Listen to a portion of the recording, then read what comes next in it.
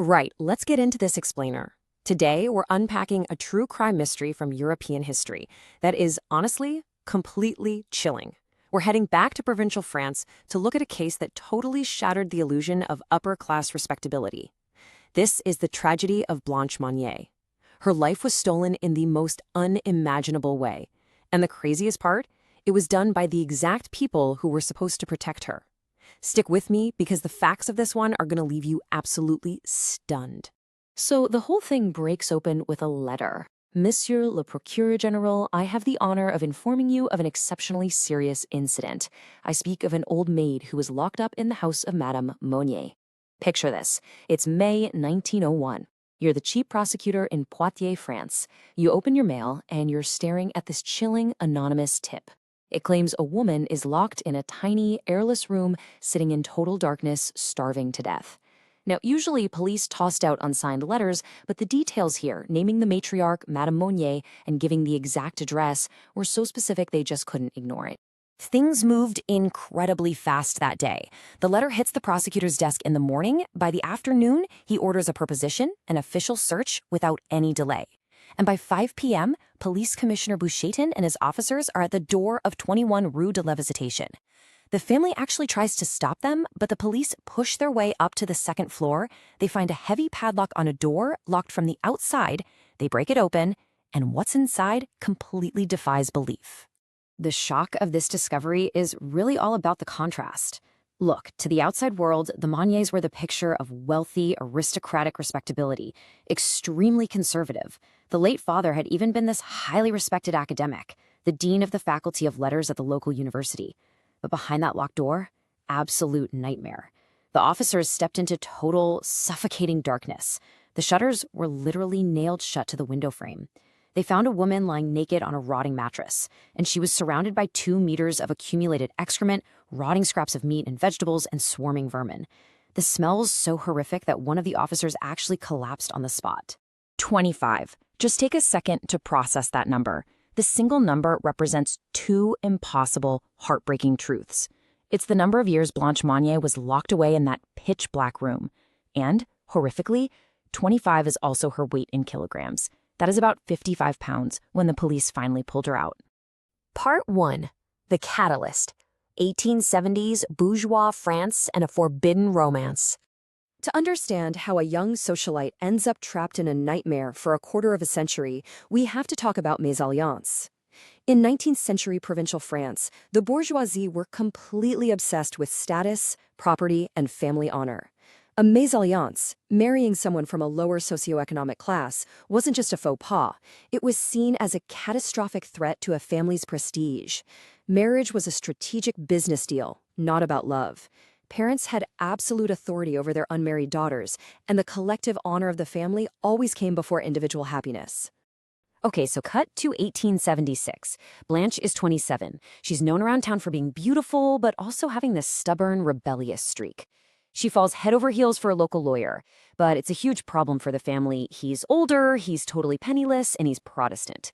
Her wealthy, super conservative Catholic mother, Louise Monnier, forbids it entirely. But Blanche pushes back. She refuses to give him up, choosing her own heart over what society expects. So, to stop the marriage and avoid any public scandal, Louise Monnier makes a decision that is just ruthless. With zero legal justification, she literally locks her own daughter in an upstairs room. The plan was to break her spirit, force her to give up the lawyer. And they covered it up perfectly. They just told the high society of Poitiers that Blanche had gone mad, or maybe entered a convent. Everyone bought it. Part 2. The Descent. 25 years in the shadows. The reality of those 25 years is staggering. We're talking about a tiny 3 by 2 meter room, shutters permanently nailed shut so she was plunged into endless night. The door bolted and padlocked from the outside.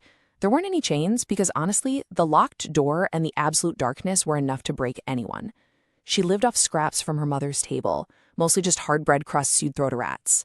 For 25 years, it was total sensory and social deprivation. She slowly lost her grip on reality, living in her own waste while insects literally infested her bed. And here is the detail that makes the cruelty almost impossible to wrap your head around. The penniless lawyer, the whole reason she was locked up in the first place, He actually dies in 1885, so the threat of this bad marriage is completely gone.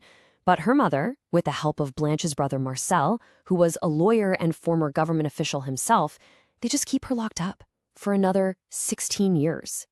Part 3. The Aftermath. Medical Rescue and the Family on Trial. Getting her out in 1901 was just the beginning.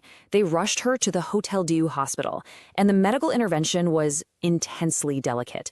They had to treat her profound malnutrition incredibly slowly so they didn't send her system into fatal shock. Plus, after decades in the dark, she had severe photophobia. Even the faintest sliver of light caused her absolute agony. She'd just scream in pain. Now, the doctors did manage to help her gain some physical weight and sit up again. But the psychological damage from that level of sensory deprivation, it was catastrophic. Severe psychiatric relapses set in almost immediately. So what happened to the family? Well, they were arrested on the spot. But Louise Monnier, the 75-year-old mother who orchestrated this whole nightmare, she actually dies of heart failure in prison just 15 days later.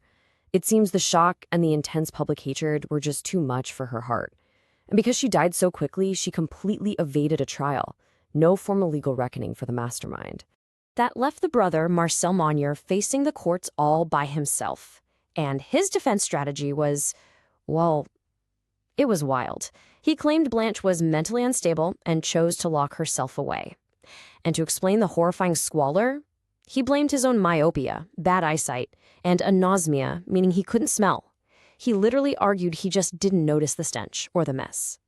But his main legal argument was that he never committed any active act of violence. He said he was just a dutiful son deferring to his mother's strict commands. The way the trial played out was a massive roller coaster. On October 11th, 1901, the public is absolutely furious, right? The court convicts Marcel of complicity and gives him 15 months in prison. But Marcel appeals right away.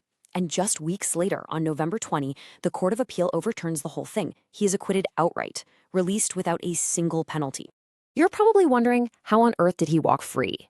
It came down to a massive legal loophole. Today, lots of places have a duty to rescue law, meaning you have a legal obligation to help someone who is in clear present danger. But in 1901 France, that law didn't exist. The appeals court essentially said, look, Marcel didn't actively beat her or lock the door himself, he just passively allowed it to happen by omission. And under the penal code at the time, passive complicity wasn't a crime. The verdict caused an absolute uproar across the country, sparking huge debates about state intervention versus a family's right to privacy. Part 4. The Legacy. A Society Exposed and a Tragic End. First, we have to acknowledge how this ended for Blanche. Even though they rescued her physically, medical science back then just couldn't fix a mind that traumatized. She never regained her sanity. She spent her last 12 years institutionalized in a psychiatric hospital in Blois, where she quietly passed away in 1913. And in a really dark, ironic twist of fate, her brother Marcel died that exact same year, totally wiping out the Monnier family line. So why are we still talking about this well over a century later?